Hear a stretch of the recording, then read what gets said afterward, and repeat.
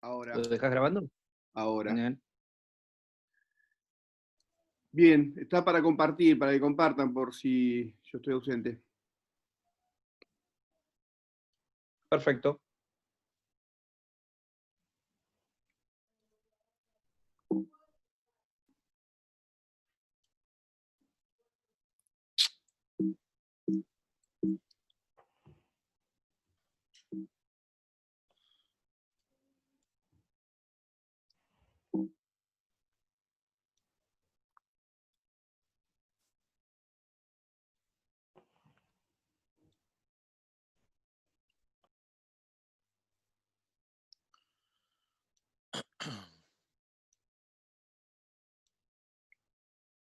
Bueno, me avisan cuando quieren que arranque o somos poquitos todavía. Vamos, vamos, somos 8. Bueno, perfecto. Bueno, vamos a hablar un poquito con los conceptos generales de las deformidades raquídeas. Esta es una clase que ya tenía hecha de la UPA, así que hay algunos detalles por ahí que puedan llegar a parecerles algo, algo graciosos. Una, una de las cuestiones que se nos viene a la cabeza es este monito adentro de la cabeza de Homero cuando pensamos en deformidades, porque realmente es tan amplio el tema y es tanto lo que abarca que, que hay muchas veces cuando uno está empezando con esto que se hace un vacío, una nube y estamos en la nebulosa. Pero en definitiva, lo primero que se nos tiene que venir a la cabeza son los niños. Entonces, esta imagen representativa para que nos acordemos siempre a la hora de hablar de las escoliosis. Como objetivos de la clase, primero vamos a describir los aspectos generales de las deformidades raquídeas, siempre hablando de las atípicas, clasificarlas de forma general e identificar las características específicas de cada una. Para comenzar, denominamos toda deformidad de la columna vertebral los cambios morfológicos patológicos, siempre patológicos, que ocurren en la columna luego del periodo embrionario. A la hora de hablar de la deformidad, podemos hablar de la deformidad en los distintos planos de la columna. Recordemos que nosotros la estudiamos en el plano axial, en el plano sagital y en el plano coronal. Entonces hablamos de un deseje, una deformidad, cuando esta columna pierde este equilibrio. Entonces, en el plano sagital hablamos de lordosis o cifosis, en el plano coronal de escoliosis o desviación lateral, y en el plano axial de rotaciones vertebrales. Las deformidades tienen diferentes orígenes.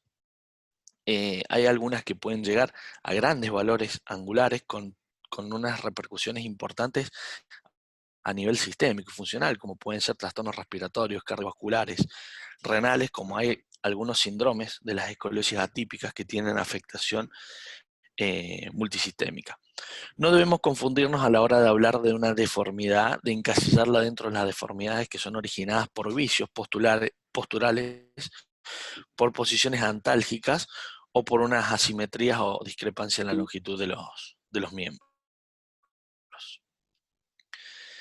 Entonces, como para arrancar este cuadrito muy interesante, si bien es muy sencillo, pero es el que está en el apunte de la AO, clasificamos la escoliosis en 4 tipos. Las deformidades idiopáticas, donde tenemos la escoliosis idiopática infantil, juvenil y del adolescente, como ya bien todos la conocen. Tenemos una clasificación osteopática de las escoliosis, en donde las clasificamos en congénitas y adquiridas. Las deformidades neuromiopáticas, donde tenemos las deformidades de la motoneurona superior, las deformidades a consecuencia de la motoneurona inferior y las ya que tienen afectación miopática pura. Y por último, las misceláneas, en donde entran las sindromáticas, como es el síndrome de Marfan, las displásicas, la toracogénica y otras, en el cual podemos encasillar varios grupos que no entran dentro de esta clasificación. Pero el cuadro más interesante surge a partir de la clasificación de la SRS, en donde dividimos a las escoliosis en escoliosis idiopáticas, escoliosis neuromusculares, que a su vez las clasificamos en 2 grandes grupos, o neuropáticas o miopáticas. Dentro de las neuropáticas, motoneurona superior y motoneurona inferior. Para que nos quede en la cabeza, motoneurona inferior, la parálisis cerebral, la encefalopatía crónica no progresiva, el ECNE, no evolutiva, perdón. Los tumores de la médula, recordad que también pueden darme alteraciones de la motoneurona superior y producir deformidades neuropáticas. En cuanto a las lesiones de la motoneurona inferior, tenemos que hablar de la atrofia medular espinal, que es la más representativa. Y respecto de las miopáticas, la artrogrifosis, las distrofias musculares como la enfermedad de Duchenne, las hipotonías y las miotonías congénitas y distróficas. En tercer lugar, tenemos las escoliosis congénitas, en donde esto ya es un tema que conocemos un poco más, que es, tenemos los defectos de la formación, de la segmentación y las combinadas. Las escoliosis de origen mesenquimal, en donde entra la enfermedad de Ehlers-Danlos y el síndrome de Marfan. La neurofibromatosis, fíjense que la tomamos como una entidad aparte y tiene todo un apartado en el libro en donde se desarrolla toda esta enfermedad que enseguida nos va a hablar Luis. Los defectos del tubo neural, los defectos en el cierre y la formación del tubo neural, los orígenes metabólicos como puede ser el raquitismo o la homocistinuria, la osteogénesis imperfecta, claro, las osteocondrodistrofias, en donde tenemos la displasia distrófica, la mucopolisacaridosis, la acondroplasia. Tengo un caso muy interesante de acondroplasia después para compartírselo, una señora de 40 años que tiene estenosis múltiples, y es un caso interesante para discutir a ver qué planteamos. Bueno, y por otro lado tenemos las misceláneas, los tumores, infecciones, traumatismo y la escoliosis toracogénica funcional. Pero bueno, básicamente en esta charla nos vamos a centrar en las neuromusculares, en las congénitas y un poquito nada más de la neurofibromatosis. Entonces, a la hora de empezar a hablar de las escoliosis congénitas, tenemos que tener en cuenta que son anomalías vertebrales presentes al momento del nacimiento y pese a que la deformidad puede ser ocasionada en forma tardía. A ver, la malformación en la vértebra está al momento del nacimiento, pero se pone de manifiesto un poquito más tarde. Las causas más frecuentes suele ser la hemivértebra segmentada y la barra unilateral. El 75% evoluciona, pudiendo ocasionar deformidad grave, y es necesario un estudio tridimensional para precisar el tipo de afección. La clasificación, la etiopatogenia de la escoliosis congénita tiene que ver con la alteración en los genes Hox durante el periodo embrionario, en la cuarta a la sexta semana de la embriogénesis. El potencial de crecimiento de las estructuras alteradas va a ser quien va a determinar la deformidad. Son factores pronósticos el número de placas asimétricas, el tipo y la localización de la lesión y las lesiones asociadas. Pasándolo un poco limpio y traduciéndolo. La alteración genética de las que les hablo es una alteración de la expresión del gen a lo largo del tiempo y se altera la onda en la que el mismo es expresado. ¿Qué les quiero decir con esto? No es más que esta imagen que les muestro acá a continuación, en donde del mesodermo se forman los somitas, y estos somitas, fíjense que nace una parte para un cuerpo vertebral y la otra parte para el otro cuerpo vertebral, para un hemicuerpo.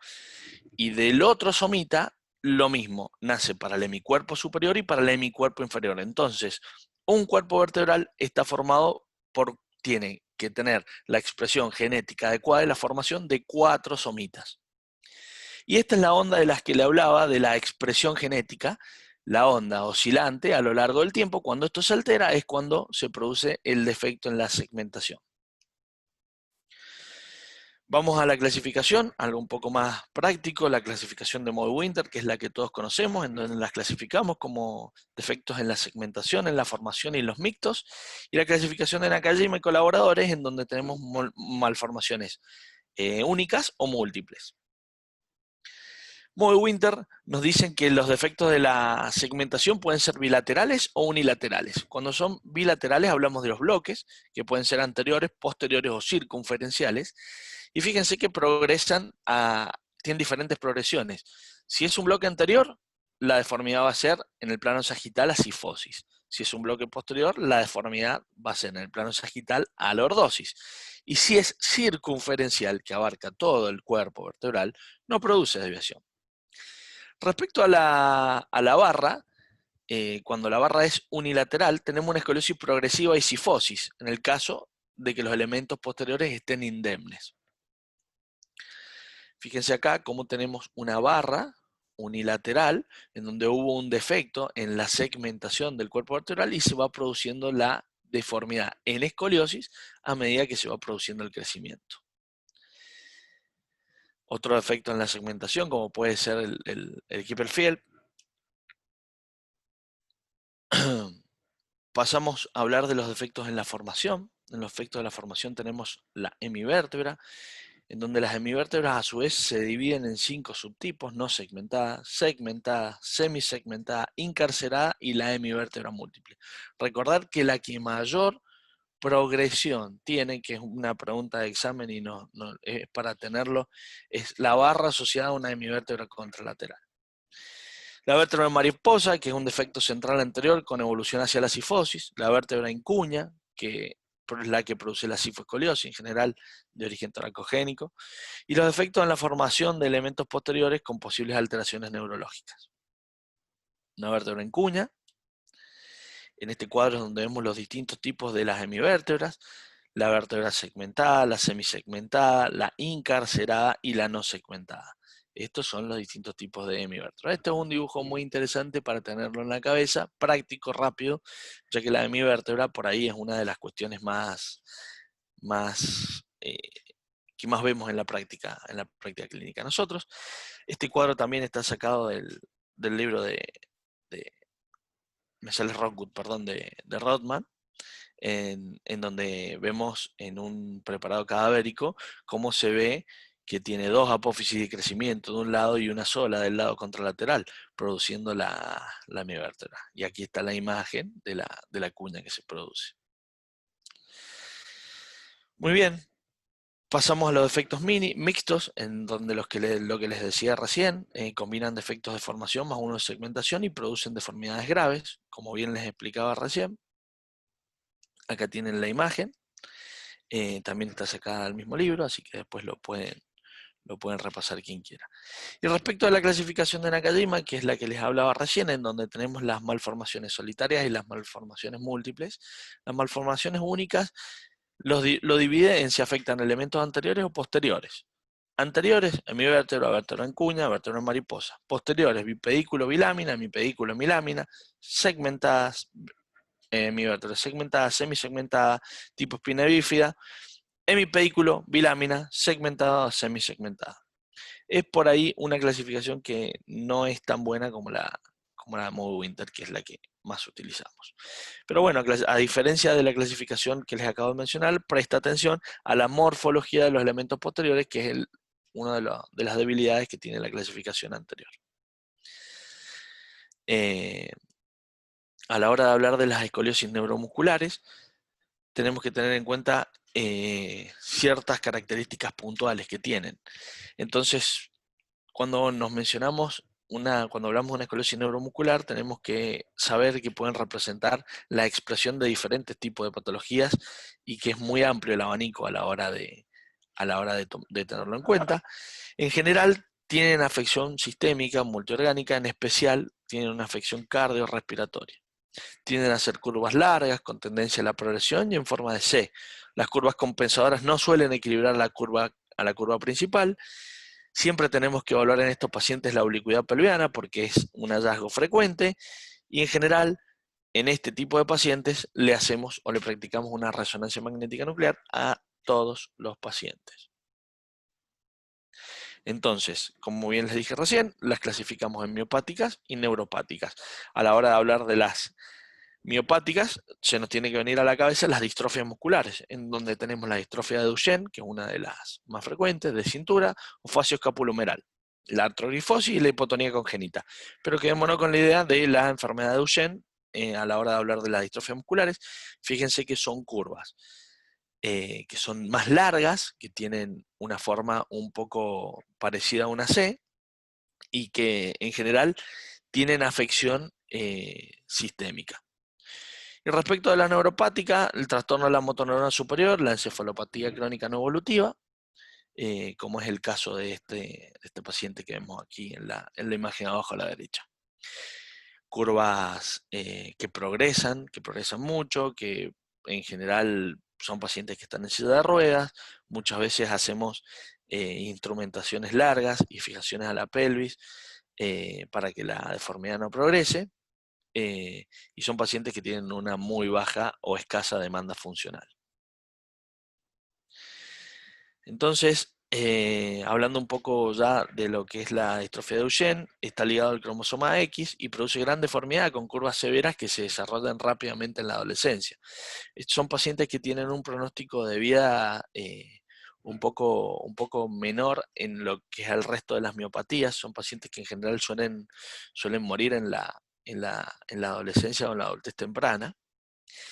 La atrofiosis múltiple es una deformidad vertebral, ocasiona una deformidad vertebral en 1/3 de los casos, no siempre, y la hipotonía congénita tiene baja incidencia y cuando está presente en general no representa deformidad severa. Todo esto hablando de las enfermedades que les mencioné anteriormente. Seguimos un poco, acá tenemos las imágenes, vemos cómo progresa la enfermedad y cómo se pone de manifiesto. El niño nace y cuando nace normalmente no tiene ninguna afección, no notamos nada raro, y a medida que va creciendo y se va produciendo el desarrollo, se van poniendo de manifiesto las deformidades y las afecciones sistémicas que esto va a traer. Otra imagen esquemática y representativa, después lo pueden ver en el libro si quieren, pero esta es la imagen característica. Entonces, bueno, seguimos y pasamos a hablar un poco más de las escoliosis neuropáticas, hablando más puntualmente de la encefalopatía crónica no evolutiva. Es la más frecuente de este tipo de escoliosis y progresa tras la madurez esquelética. De existir, oblicuidad pelviana puede requerir realizar la artrodesis hasta los ilíacos, lo cual es frecuente y es algo que solemos hacer. Por encima de 35 grados suelen requerir tratamiento quirúrgico, sobre todo por la baja demanda funcional y por la gran posibilidad o probabilidad que tiene de progresión. Tienen baja incidencia de deformidades requeridas, en especial las últimas dos, como es Charcot-Marie-Tooth y Russi-Levy. Sí, la ataxia de Friedreich produce grandes deformidades, pero recordemos que esta última entidad produce afectación sistémica con mayor afección de los órganos, predominantemente en lo que es el corazón. Tienen malformaciones cardíacas y tienen manifestaciones cardiovasculares pronto estos niños que tienen la ataxia de Friedreich. El picado, otro hallazgo clásico. Y bueno, pasamos por último a hablar un poco de lo último que veníamos a charlar. Y esta imagen es un poco representativa porque surge del chiste de Quasimodo nunca pudo estudiar Derecho, pero nunca pudo estudiar Derecho porque ¿qué enfermedad tenía Quasimodo? Y Quasimodo era un jorobado que tenía una escoliosis por neurofibromatosis. La escoliosis por neurofibromatosis es una escoliosis hereditaria caracterizada por la formación de tumores en tejidos nerviosos, que son los neurofibromas. La enfermedad de von Recklinghausen tipo 1 es causada por anomalías en un gen para una proteína llamada neurofibromina. Tenemos criterios de diagnóstico y signos radiológicos. Los criterios de diagnóstico radiológicos son los criterios de diagnóstico, son las manchas café con leche, más de 6, mayores a 5 milímetros, los neurofibromas, las esfélides axilares e inguinales, el amartoma del iris, famosos nódulos de Leach, y tener el antecedente familiar. Estas 5, creo que Medina me la debo haber preguntado unas 300 veces. Y los signos radiológicos, el borde festoneado de la vértebra, la terminación de la articulación costoesternal, tiene un terminado como si fuera un lápiz. Eso es muy característico ese hallazgo. Y son curvas cortas y agudas. En general tienen pedículos ausentes. Fíjense en esta imagen de aquí, como donde están señalando las flechas, se ve la terminación de la costilla con el borde en lápiz. Y las curvas, sobre todo, son curvas agudas y cortitas. Entonces, bueno, como siempre les decimos, Quasimodo nunca pudo estudiar Derecho, pero gracias a la participación y al actuar oportuno y de los cirujanos de columna, pueden tener una vida entendiendo que tienen una enfermedad, pero pueden vivir como reyes. Así que, básicamente como mensaje para la casa, no todas las enfermedades representan cuadros de escoliosis típicas. Pensar siempre en curvas atípicas de rápida progresión con signos atípicos asociados, y en este caso hay que descartar otras causas de la escoliosis. La escoliosis congénita existe desde el nacimiento, pero se manifiesta cuando son más grandes. Recordar que las lesiones medulares traumáticas o tumorales también pueden provocar deformidades severas, y que la deformidad por neurofibromatosis progresa y requiere cirugía. ¿Cuándo? Cuando se diagnostica. Entonces, como mensaje e imagen final para la casa: escoliosis idiopática, escoliosis neuromuscular, escoliosis congénita y escoliosis sindromática. Eso es todo, y de verdad, muchas gracias. Imagino cómo deben estar después de haber escuchado una clase por ahí un poco tan aburrida. Así que, nada, muchas gracias.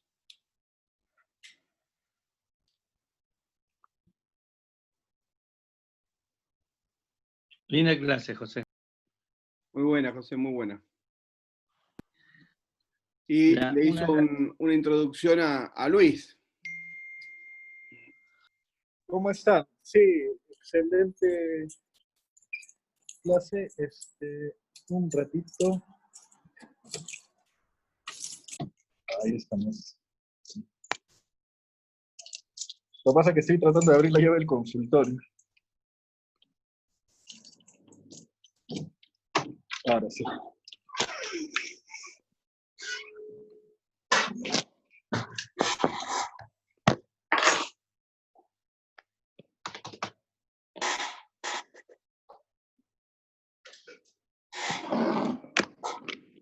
Mientras tanto, ¿alguna pregunta a José?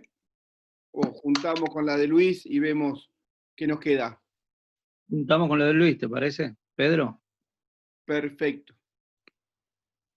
Dame un segundo que no sé por qué no puedo conectar esto. A ver. ¿Qué pasa acá? Creo que Luis nos va un poco a dilucidar cuando hable de no tener pedículos, porque si bien habló un poco José, hay ciertas patologías o los pseudomarfan que también te hacen eso, ¿no?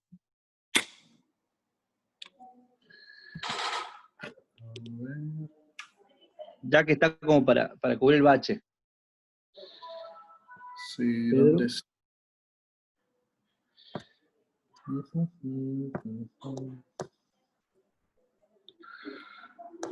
Uy, aquí está.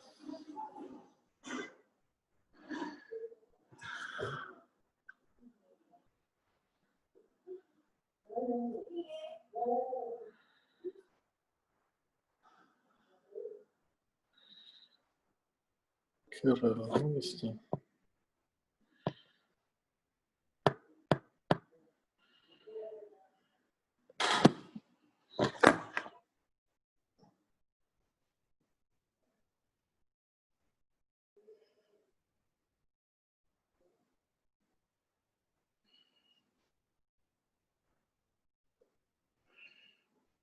¿Dónde se metió esta exposición?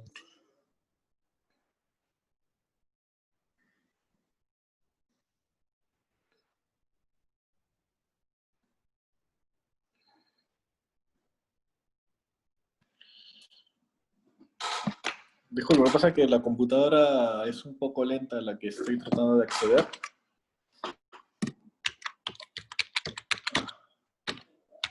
Porque uno tiende a lenquizar todas las curvas que ve, a clasificarlas como Lenke.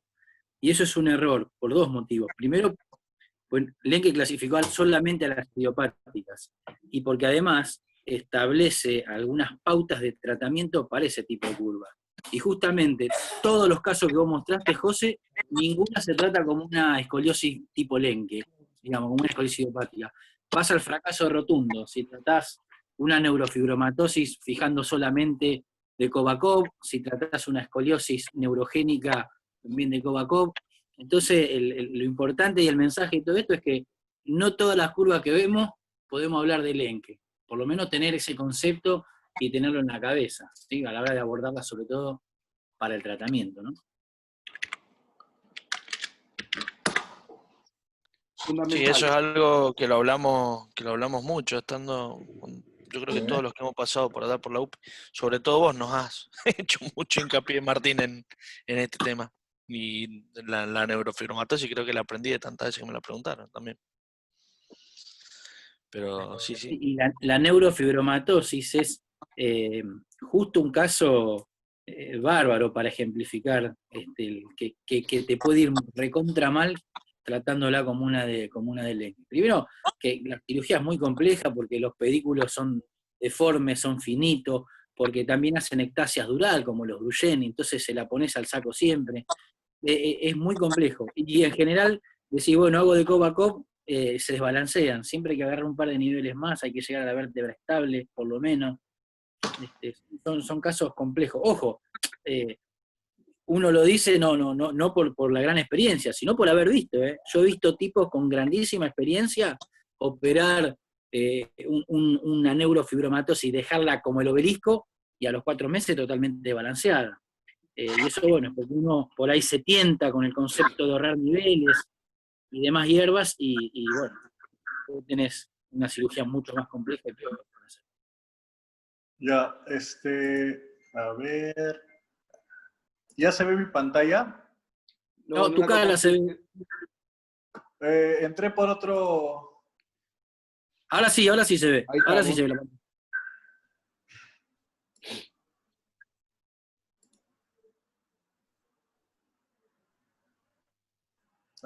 No se quiere. Perfecto. Ahora te voy a esperar que termine de descargar para abrirlo en el.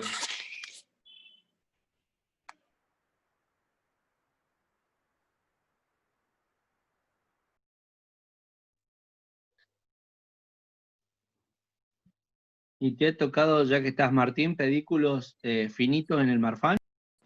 Sí, lo que pasa es que en una computadora tengo audio, pero no tengo. A ver. No tengo audio. Sí, Alfred, en los Marfan, el pedículo finito, y ves una ectasia dural, es decir, el canal gigantesco. Entonces, donde rompiste una pared, te apoyás sobre la dura madre. El Marfan es donde más ves esa ectasia dural. En cambio, en la neurofibromatosis es un poco más por erosión a veces tienen neurofibroma a la salida de la raíz, ¿no? Pero sí, el Marfan es el paradigma de esas ectasias.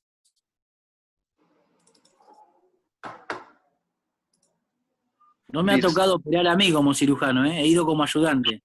También después lo que tiene el Marfan, y hay una expresión un poco más severa del Marfan, el síndrome de Bills, que siempre hacen sifosi PGK, sifosi por arriba de la unión. Los van fijando cada vez un poco más arriba y los he visto terminar occipito sacro. Pero bueno, eso lo van esperando. Por ahí les tira 2 años, después lo fijan un poquito más arriba, tira un tiempito más, lo fijan más arriba.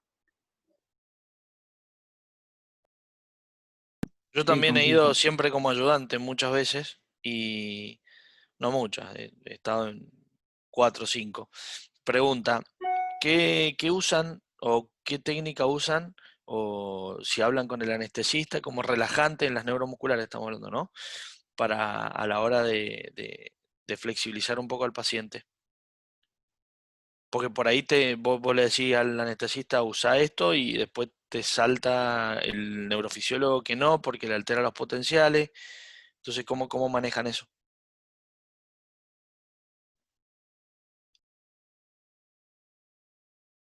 No, en general se arregla el neurofisiólogo con el anestesista. Yo no recuerdo haberle dado ninguna recomendación. Lo que sí es muy difícil destetarlos del tubo, sobre todo a las neuromusculares y a los Duchenne. Muchas veces en algunos casos se plantean de arranque hacerle una traqueo, porque son pibes que les cuesta mucho sacar el tubo postoperatorio. La verdad que respecto a lo que es el manejo de los mejunjes anestesiológicos, yo no he tenido inferencia ahí, José, realmente. No sé el resto. Se arreglan con el neurofisiólogo.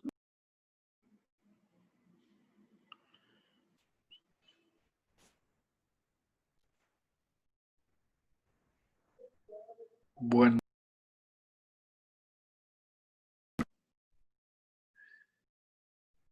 ¿Ven mi pantalla todos?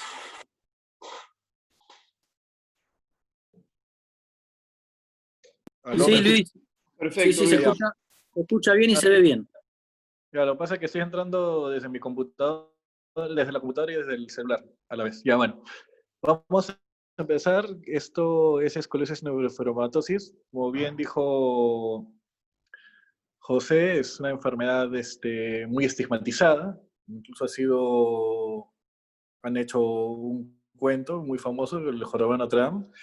¿Y qué es la neurofibromatosis? En sí es un trastorno genético multisistémico, que no solamente afecta a una parte del organismo, sino al sistema nervioso, a la piel, a los huesos. Es por una alteración de las células de la cresta neural. Y fue descrita por primera vez por Friedrich Daniel von Recklinghausen en 1882, por eso que la enfermedad la más común, que es la neurofibromatosis tipo 1, antes se llamaba la enfermedad de Recklinghausen.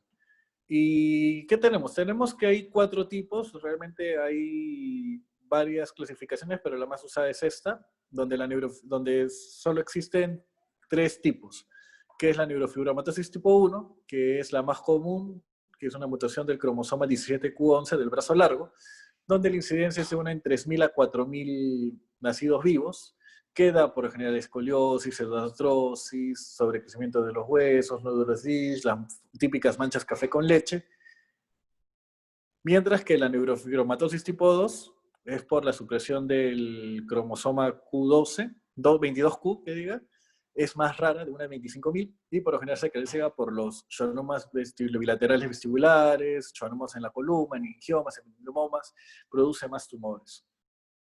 Hay una variante de la neurofibromatosis tipo 1, que es la segmentaria, donde solamente un segmento es afectado. Puede ser un miembro superior, un miembro inferior, una parte del tórax, donde tiene las manchas café con leche, pero por lo general no cruza la línea media, es solamente una parte del segmento.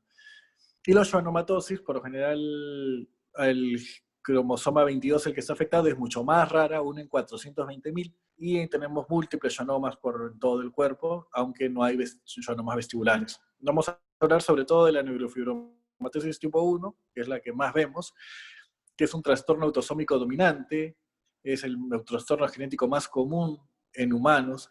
Por lo general es hereditario, pero también hay un 50% de mutaciones de novo.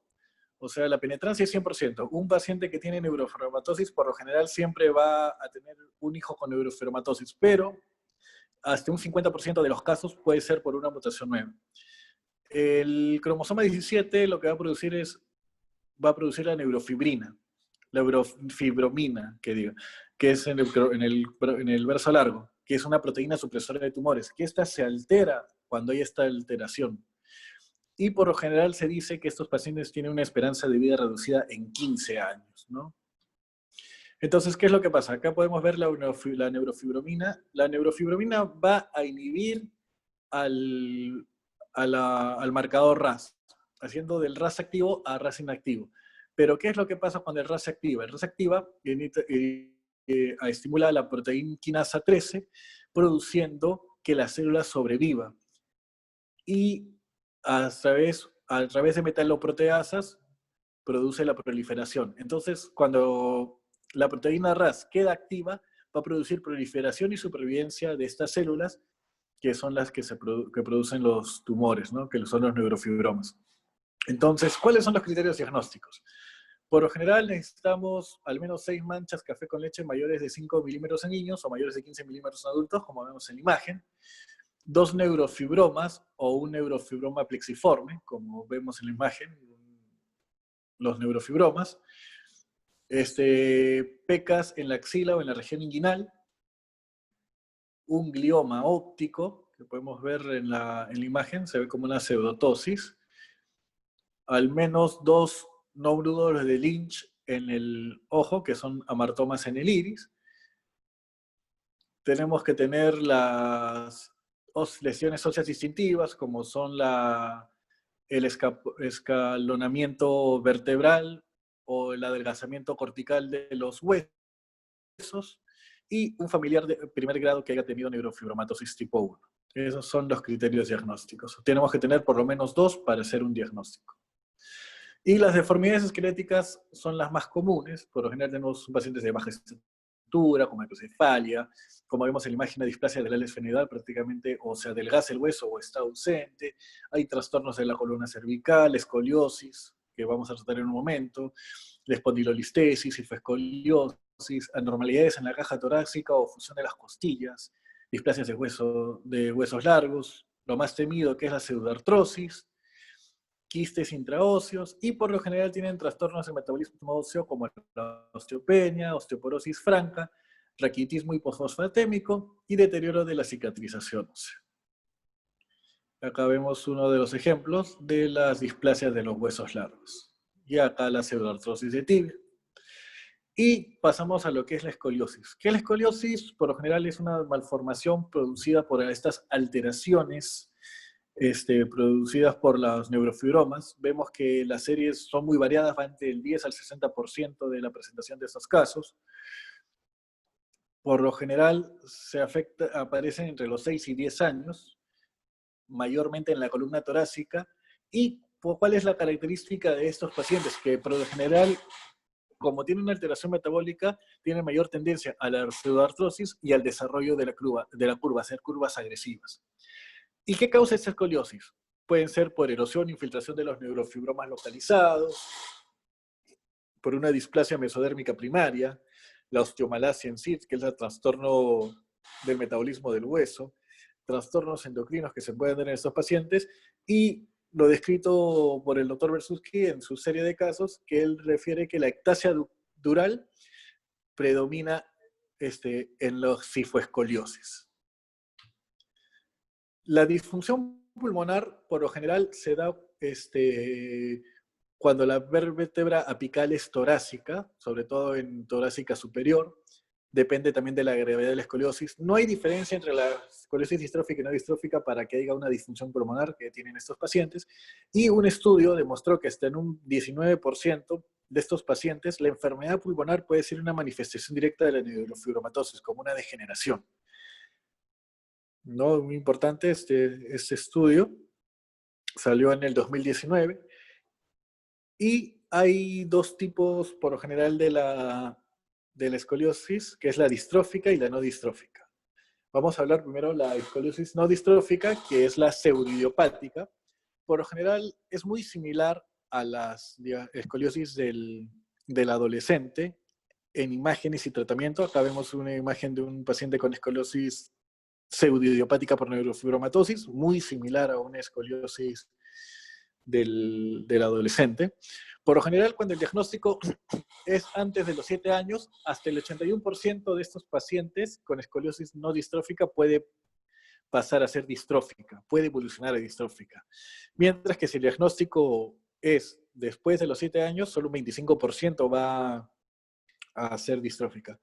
¿Y cuáles son las características? Por lo general, tiene más pedículos anormales que la escoliosis idiopática del adolescente. Hasta un 65% de los pedículos pueden ser anormales, produciendo obviamente que la malposición de colocación de tornillos pediculares sea mayor. ¿No? Como vemos, acá hay una tabla donde compara los pedículos normales en la escoliosis idiopática del adolescente y en la escoliosis con neurofibromatosis. Vemos que la mayoría de pacientes con neurofibromatosis tiene en proporción más pedículos displásicos o anormales con un valor P significativo.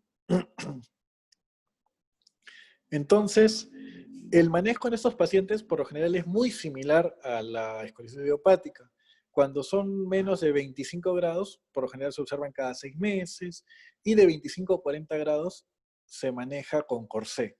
Aunque no he encontrado series de casos que hablen sobre manejo con corsé en este tipo de pacientes, ¿no? La mayoría son menciones de otros autores, pero un estudio como tal que mida esto no he encontrado. Ahora, ¿cuál es el manejo quirúrgico? Por lo general se recomienda a partir de los 40 grados, ¿no? La corrección, las tasas de corrección como la pérdida de corrección son muy similares a la escoliosis idiopática del adolescente. Aunque acá varía, muy bien como comentaron, no se usa lo que es Lenke, sino se usa la vértebra final más 1, más 2 o más 3 vértebras, sea proximal o distal.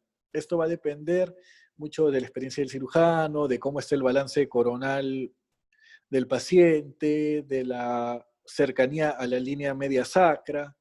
No hay un consenso como tal, pero se recomienda que mínimo tenemos que ser de la vértebra distal más una vértebra en el lado proximal y distal, pero siempre tienen que ser simétricas. Si agarro una vértebra más de la final en el proximal, también tengo que agarrar una en el distal, y sucesivamente, si son 2 o si son 3.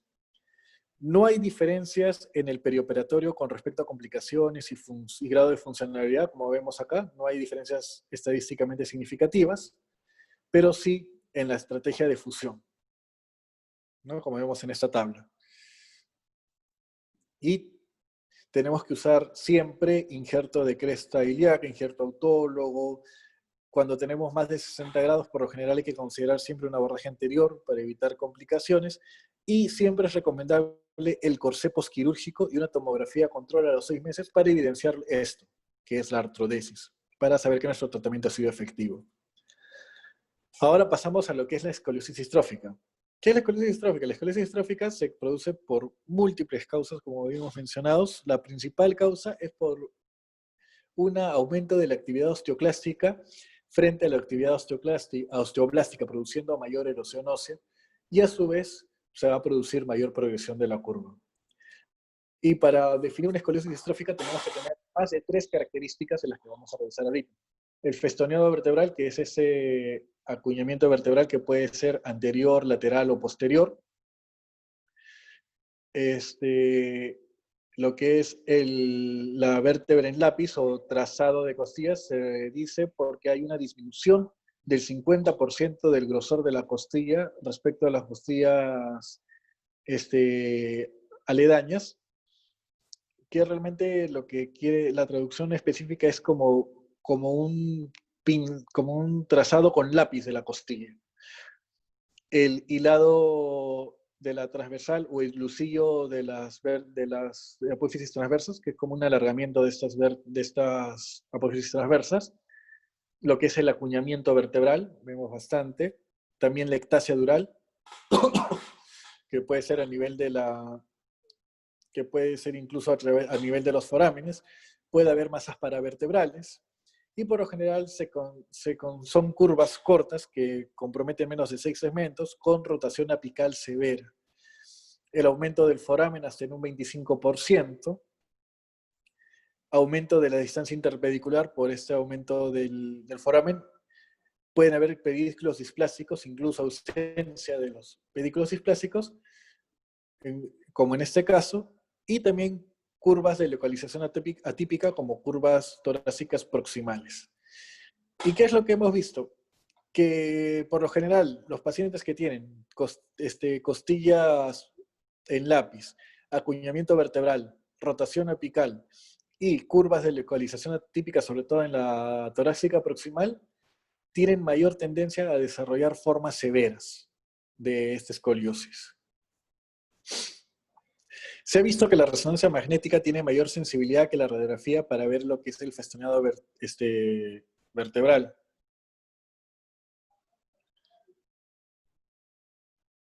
Pero que es el festoneado vertebral.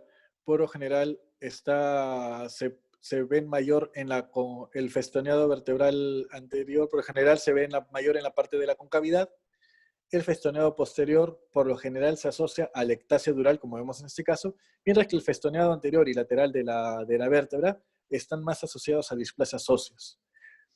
Podemos encontrar que los pedículos anormales, obviamente, se encuentran más en la escoliosis distrófica, con una significancia estadística, y la mayoría de estos pedículos anormales se encuentran en la columna torácica proximal y en menor grado que en la columna torácica, en la columna lumbar.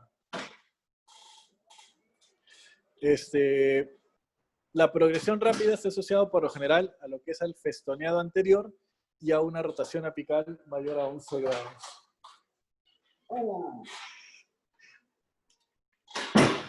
Como vemos acá, Este es un festoneado anterior y un festoneado lateral. Como vemos, no se encuentra en ectasia dural ni pseudotumores, por lo cual esto es equivalente a lo que es la displasia ósea netamente.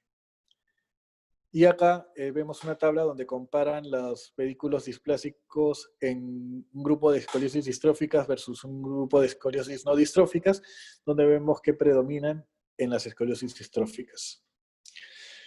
El manejo de la escoliosis distrófica, por lo general, cuando es menos de 20 grados, solamente hacemos lo que es la observación cada 6 meses. Se ha visto que cuando estas curvas pasan los 20 a 40 grados, por lo general el corsé no es efectivo. Lo que se indica es una artrosis segmentaria, sobre todo entre vértebras neutras. Acá tampoco se siguen lo que es los parámetros de Lenke. Siempre se usa de la vértebra neutra proximal a la vértebra neutra distal. Siempre se aconseja usar injerto autólogo, usar corsé. Y por lo general, cuando los pacientes tienen más de 10 años, la pérdida de altura del tronco no es significativa. Pero ¿qué es lo que pasa cuando tenemos pacientes que están en desarrollo, que sería la escoliosis distrófica del desarrollo? Hay muchos estudios que hablan sobre sistemas de crecimiento versus fusión temprana, pero ¿cuál es el problema con estos estudios? Que los estudios son con pocos pacientes, no hay series grandes. Yo no he visto series más de 20 a 30 pacientes. No hay diferencias significativas en la función pulmonar usando estas dos técnicas. Por lo general, algunos estudios recomiendan hacer alotracción cuando tenemos más de 60 grados de escoliosis y cuando hay menos de 30% de flexibilidad en los bendings, o cuando los cambios distróficos progresaron entre una y otra visita. Acá vemos un ejemplo de una fusión in situ, y acá unas barras de crecimiento, ¿no? Vemos cómo la columna logra crecer, aunque con mucha dificultad por la displasia ósea que tenemos. Y por lo general se recomienda no usar ganchos, ya que hay mayor incidencia de pérdida de estos.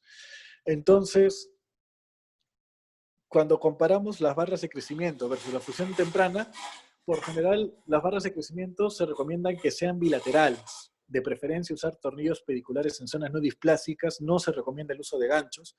Se ha visto que hay un mayor crecimiento global de T1-S1 cuando los comparamos con técnicas de fusión temprana, fusión segmentaria temprana, aunque hay mayor complicación de implantes hasta en un 72%. El alargamiento, por lo general, es cada 6 meses, pero hay estudios que demuestran que un alargamiento cada 12 meses es lo mismo, al menos en ese tipo de escoliosis, no hay mayor diferencia. Y se ha visto que las complicaciones con instrumentación se presentan frecuentemente en pacientes que tienen menos de 9 años, que por lo general son todos los de escoliosis del desarrollo, pero significativamente estadístico en pacientes con una cifosis mayor de 50 grados. Entonces, en pacientes con escoliosis distrófica del desarrollo, con una cifosis mayor de 50 grados, lo más recomendable es hacer una fusión segmentaria. La fusión segmentaria tiene mayor corrección del COB al final, hay menor pérdida de la corrección.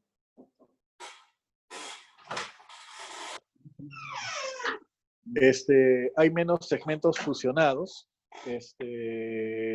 respecto a las barras de crecimiento, porque ya solamente vamos a la zona de la deformidad. Tiene menos cirugías, o sea, 2.6 cirugías versus 10 cirugías con respecto a las revisiones que se tienen que hacer por la pseudoartrosis. Y lo que se ha visto es que estos pacientes tienden a tener mayor capacidad vital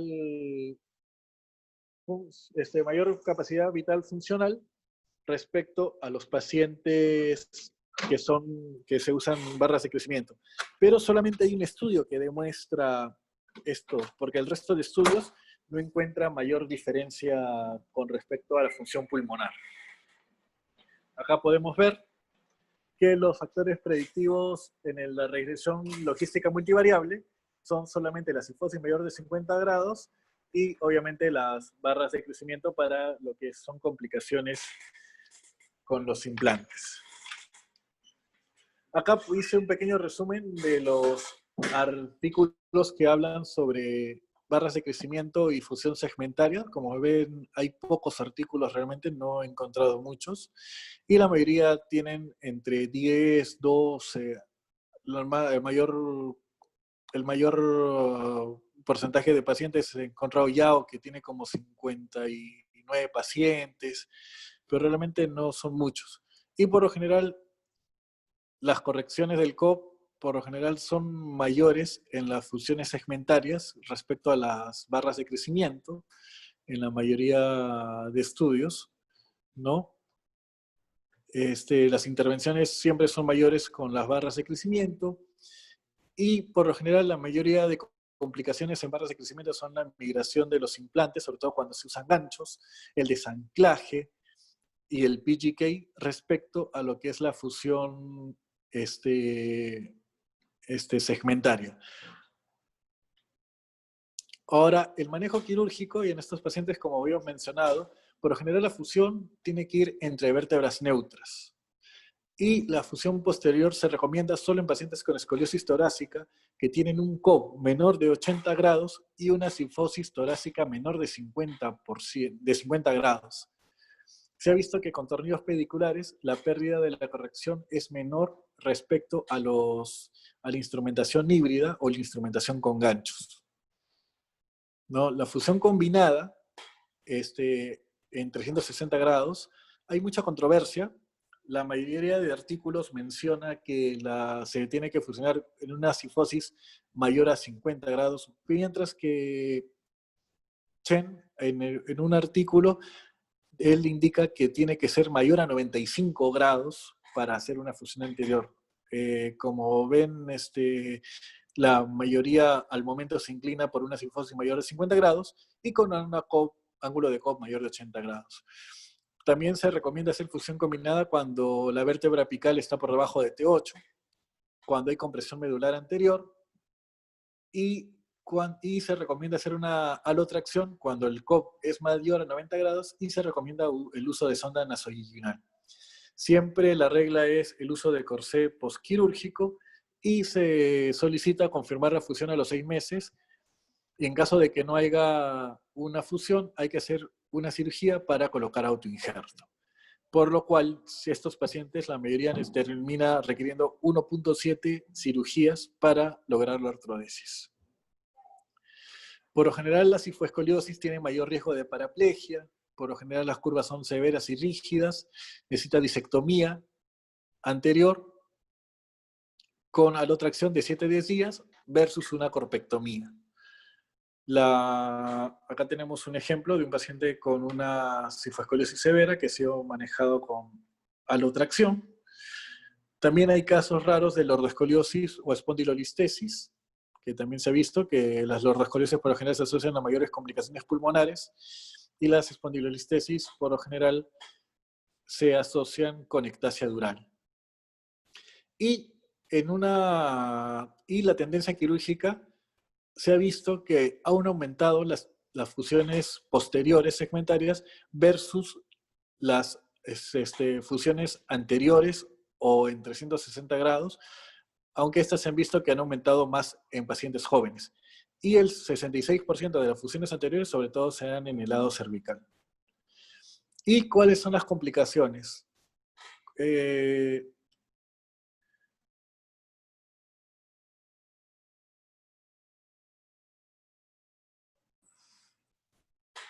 Las complicaciones por lo general se ha visto una compresión apical, la lesión medular, disculpen, la lesión medular por lo general está asociada a lo que es a la compresión apical, por ejemplo, curvas de COP severas, una espondilolisis de la región distrófica, a la costilla intracanal, como vemos en este caso, hay una ausencia de pedículo y la costilla tiende a meterse al canal, o a los tumores intraespinales, como vemos en este caso, ¿no? Son tumores severos que invaden el canal y lesionan la médula. La pseudoartrosis por lo general se ve hasta en un 38%, se asocia más a lo que es la fusión posterior sola y se debe por lo general a la osteodisplasia causada por la neurofibromatosis. también se causa porque por lo general estos pacientes tienen un pobre soporte de instrumentación efectivo por la rotación apical y también por los pedículos displásicos. También se da porque a pesar de la instrumentación continúa habiendo una erosión por la compresión, como en el caso de los tumores, del ectasio hialural o el mielocele, que no permite la fusión de la masa ósea, y los que se recomienda por lo general son fusiones en 360 grados con injerto de tibia estructural y el uso de corsé. Por lo general, nosotros nos damos cuenta que en estos pacientes sangran más. ¿Y por qué se da esto? Porque el tejido neurofibromatoso tiene mayor vascularización, también se ha asociado a mayor sangrado en SOP y a mayores hemorragias posquirúrgicas y hematomas. Este es un fluxograma muy interesante donde se usa para estos pacientes. Tenemos que la escoliosis, por lo general, tenemos que clasificarla si es distrófica o no distrófica. Si tiene más de 3 componentes distróficos que ya hemos revisado, la clasificamos como distrófica. En caso de que no sea así, como no distrófica, y se ve la magnitud de la curva. Si la curva es menos de 25 grados, en las no distróficas, por lo general vamos a observar de 25 a 40, usamos corsé. De 40 a 60, solo instrumentación posterior. Y mayores a 60, instrumentación anterior y posterior. Siempre tenemos que hacer una fusión en 360 grados. Y si este paciente tiene una escoliosis distrófica, vamos a ver el componente sifótico. Si el componente sifótico es menor a 50 grados, vamos a ver la magnitud de la curva. Si es menos de 20 grados, observación. De 20 a 40, una fusión posterior. Mayores a 40, una fusión anterior más fusión posterior. Y mayores a 90 grados, por lo general, lo que indican es una alotracción o cráneo-femoral tracción. Pero si esta sifosis es mayor a 50 grados, vamos a ver otro tipo de fluxograma, donde vamos a ver, ¿estos pacientes tienen síntomas neurológicos o no? Si estos pacientes tienen síntomas neurológicos y tienen una deformidad flexible, vamos a hacer una tracción craneofemoral y una fusión en 360 grados. En caso de que no tengan una deformidad flexible, se hace una disectomía anterior más una tracción craneofemoral y en un segundo tiempo hacer una instrumentación por vía posterior con complemento anterior. Pero si el paciente no tiene síntomas neurológicos, se ve la magnitud de la curva.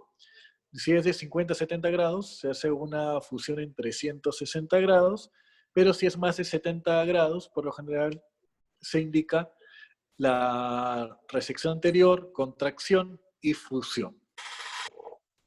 Ahora les voy a presentar un caso clínico. Es un paciente varón de 15 años con neurofibromatosis.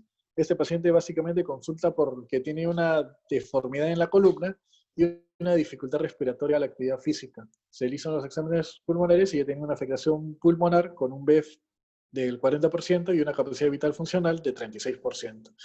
Estaba muy venido a menos, tenía al SRS-22 2.8 de 5, muy deteriorado anímicamente, por lo cual se le propone una cirugía. Se le explica los riesgos, los peligros de dicha cirugía, y acá tenemos las imágenes.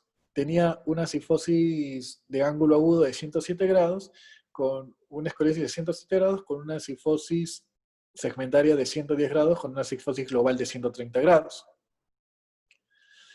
Un desbalance sagital y coronal.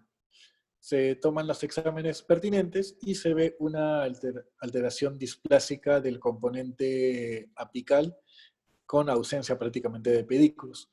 Entonces, a este paciente se le propone una cirugía en 2 tiempos. En primer lugar, el primero era hacer colocación de tornillos, y segundo, una corpectomía más término de instrumentación, pero por motivo de una complicación durante la segunda cirugía, terminamos en 3 tiempos quirúrgicos.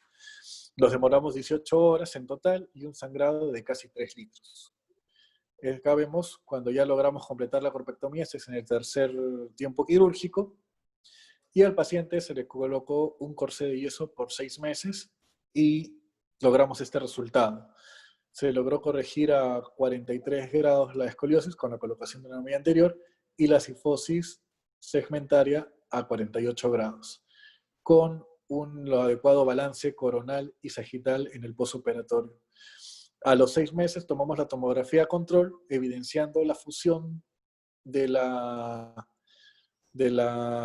artrodesis, por lo cual decidimos retirar el yeso, y esta es la última radiografía control, que la tomamos a los 2 años, donde vemos que no hubo mayor pérdida de la escoliosis ni de la cifosis.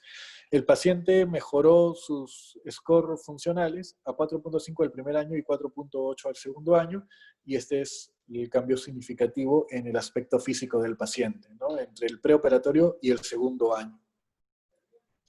¿Cuáles son los mensajes para casa? Que la neurofibromatosis es multisistémica y tenemos que pensar siempre en un manejo multidisciplinario.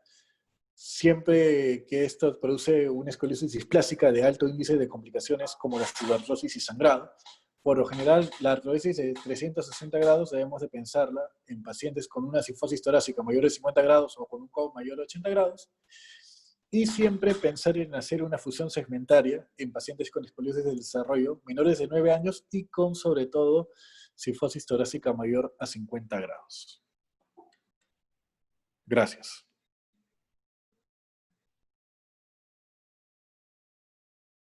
Muy buena, Luis. Muy bien, Luis.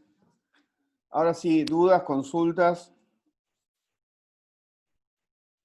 Bueno, primero a Luis, vi el caso, muy lindo. Me llamó mucho la atención, si bien vos decís que es un von Rickenhausen, el largo de las manos del paciente.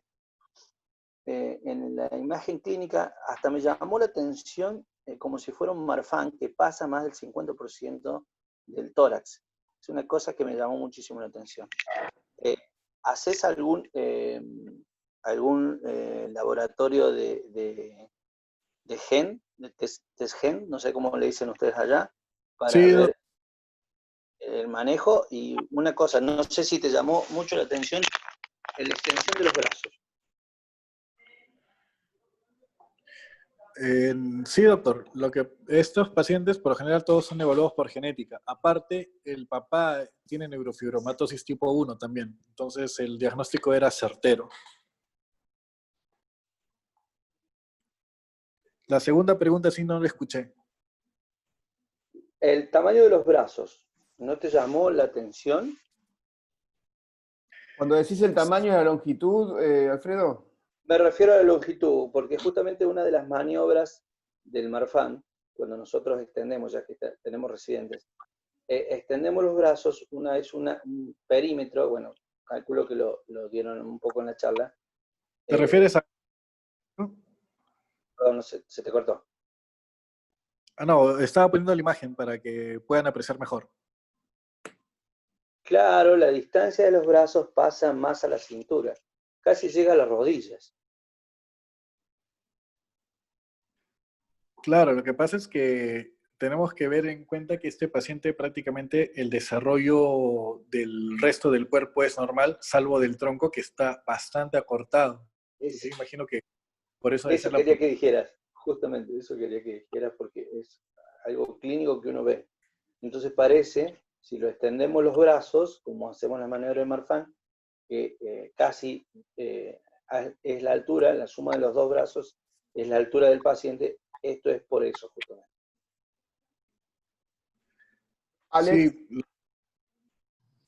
No, quisiera saber dos cosas. Lo nutricional, ¿cómo lo manejan ustedes? Porque este paciente, antes de operarlo, sabemos que va a dar alguna complicación, siempre son hospitalizaciones un poco largas. No sé qué relevancia le dan a lo nutricional, sobre todo después la herida, y un poco por ese lado. A ver, no sé qué opiniones tienen. Bueno, por lo general, dentro del periquirúrgico, cuando son pacientes complejos, lo que vemos es el IMC y lo que es la albúmina. Este paciente tiene un IMC de 18, a pesar de la deformidad, y la albúmina estaba normal, ¿no? Cuando estos pacientes están muy venidos a menos, a veces lo que hacemos es hospitalizarlos y hacerles una nutrición bioenteral, o esto ya se maneja más que todo el área de nutrición con el área de pediatría, ¿no? Pero muy pocos pacientes de estos hemos internado para nutrición, pero sí está especificado en algunos casos. Ok. Yo tengo otra pregunta. ¿Qué valor le das a las pruebas de función respiratoria? Digamos, ¿tenés algún parámetro para contraindicar la cirugía? ¿Tenés algún parámetro para decir, bueno, este pibe después de la cirugía, sabemos que después de una cirugía de corrección de deformidad a veces inclusive puede descender un poco en el primer tiempo la capacidad vital funcional? ¿Le das alguna bolilla? ¿Tenés algún valor determinado para eso? Por lo general, conversando con la neumóloga, ellos indican que un valor de una BEF menor a 40 o menor a 35, por lo general no van a tolerar la cirugía, y ellos incluso le ponen un riesgo alto respiratorio. Entonces, pacientes con riesgo alto respiratorio, que son poco obedecedores de órdenes, que no te van a hacer una buena fisioterapia respiratoria, como por ejemplo en el caso de deformidades por TORCH o por alguna afectación neurológica, por lo general preferimos no operarlos porque prácticamente es condenarlos a morir, ¿no? No van a obedecer, no van a hacer la rehabilitación y van a ir mal.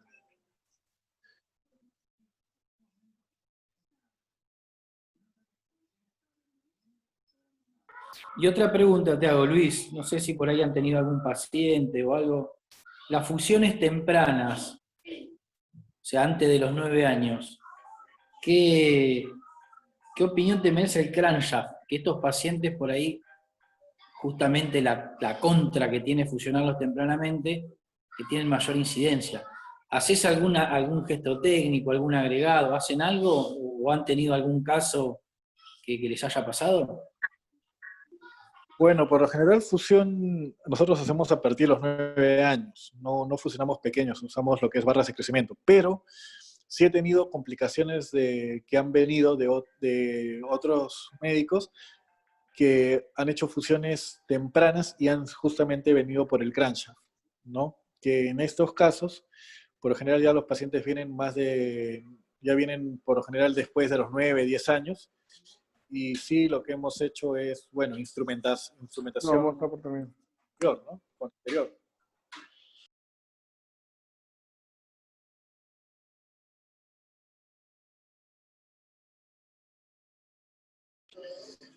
Pero como le digo, no hemos, nosotros al menos pacientes menores de 8 años no hemos fusionado.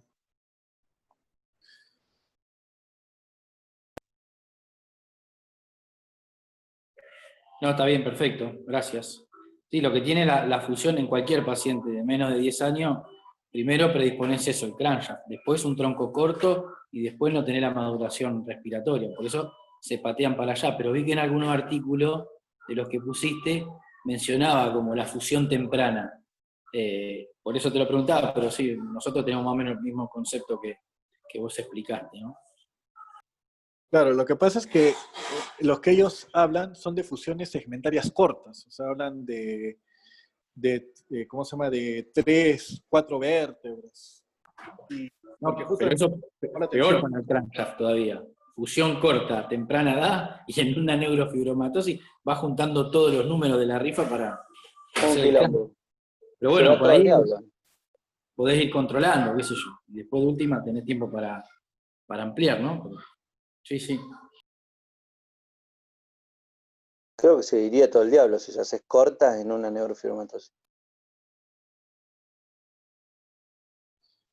Sí, justamente por eso puse las tablitas, porque a mí también me parecía algo extraño, ¿no? Pero la poca evidencia que hay demuestra al menos, bueno, todos son estudios nivel 4, ¿no?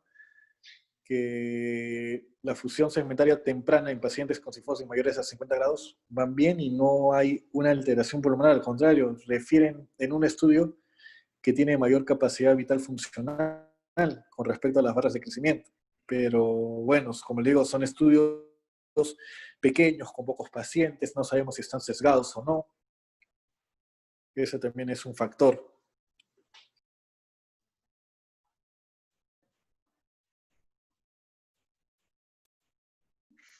Bueno, una pregunta a José, que está muy callado. Medio como que pasó una pregunta así medio... ¿Lo tengo, José, por ahí? Sí. José, ¿estás?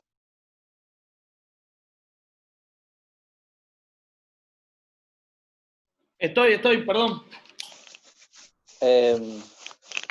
Para preguntarte, a ver, cosa que pasó medio así, medio rápido, fue más a los que tenemos residentes, así que hablaste de la hemivértebra con una encarcelada, o hablaste con el bloque más una hemivértebra. Y hablaste que es como... tenés el audio cortado, José. La hemivértebra con la barra contralateral. Claro, eso sería el que agarra, que es la más progresiva, digamos, de todas. Está a pronto... Exactamente. A tiempo corto va a ser más progresiva. Y la menos progresiva, medio que no lo dijiste, pero lo explicaste, que son toda la barra completa. Las barras, exactamente, la barra unilateral. Sí, Claro. estaba la imagen puesta y descripta. De hecho, bueno, también esa era una pregunta bastante frecuente de Pedro, de cuál era la que más progresaba y de cuál era la que menos progresaba y la Claro. que más frecuentemente nos íbamos a encontrar. Acláralo ahora, ya que estamos ahí entraron algunos un poquito más tarde, para que Perfecto. me quede pegado. Cuando hablamos de en las escoliosis congénitas, en la clasificación de las mismas, que podemos tener un defecto de la formación o de la segmentación, hablamos de que una escoliosis tiene más riesgo de progresión y tiende a ser más severa cuando se trata de una hemivértebra asociada a una barra contralateral. Y la que menor riesgo de progresión tiene es la barra sola unilateral. ¿Bien? No sé si... Fantástico, Pedro. José. Bueno, gente, creo que hoy un tema bastante importante. Sí, Julio. ¿Qué barra, doctor? Disculpe la pregunta. ¿Barra qué? ¿Una barra ósea? Sí, claro, Julio. Los defectos congénitos pueden ser de formación o de segmentación. Cuando dos vértebras no se separan, no se fragmentan, que forman una barra, dos o más. Bueno, interesante hoy, así que vamos a descansar. Luis. Aló, ¿qué tal? Hola, Doc, ¿cómo está? Buen día. ¿Cómo estás? Doc, quería hacer una consulta básicamente a todo el panel, como por su experiencia de ustedes. ¿Qué recomiendan hacer en pacientes que tienen, bueno, la esclerosis por neurofibromatosis y aparte de eso, el neurofibroma se encuentra invadiendo el canal? Resecar el neurofibroma, hay riesgos de recidivas, o solo hacer una descompresión y liberar lo máximo que se puede, corregir toda la deformidad, corregir lo suficiente como para evitar una progresión. No sé si han tenido casos de esos. Martín, ¿qué viste en el Garrahan? No, cuando vos tenés invasión al canal o sale de la raíz, tenés que tener mucho cuidado. Ahí yo aconsejaría ir con un neurocirujano. Lo ideal es hacer la liberación. Son muy sangrantes los neurofibromas. O sea, vos te pones a resecar un neurofibroma y sangra mucho, y también son altamente recidivantes. La verdad es que uno, para quedarse tranquilo, haría una liberación, si no tiene compromiso neurológico, y si tiene que hacer algún gesto un poco más agresivo, ideal sería estar con un neurocirujano, porque es un zafarrancho lo que se produce ahí. Lo otro es que, con respecto a la corrección, nunca te vas a ir a corregir al máximo. Vos lo que pretendés es que no progrese más. Y las neurofibromatosis justamente lo que tienen son tasas de pseudoartrosis un poco más altas que las escoliosis idiopáticas. Creo que es el problema más importante. Después si ganás algunos grados más o menos, no sé si te va a hacer la diferencia, pero tratar de lograr una corrección, lo que se pueda, lo que den los tornillos, lo que den las osteotomías que uno va haciendo, sin generar el mayor daño posible, y mucho hueso, mucho injerto óseo. Creo que la tipo 2 es la que se asocia más a la invasión del canal y a los neurofibromas que salen de la raíz y te degradan todo el neuroforamen. Gracias, Martín. Bueno, nos vemos esta noche en el Ateneo de la SAPCB. Chao.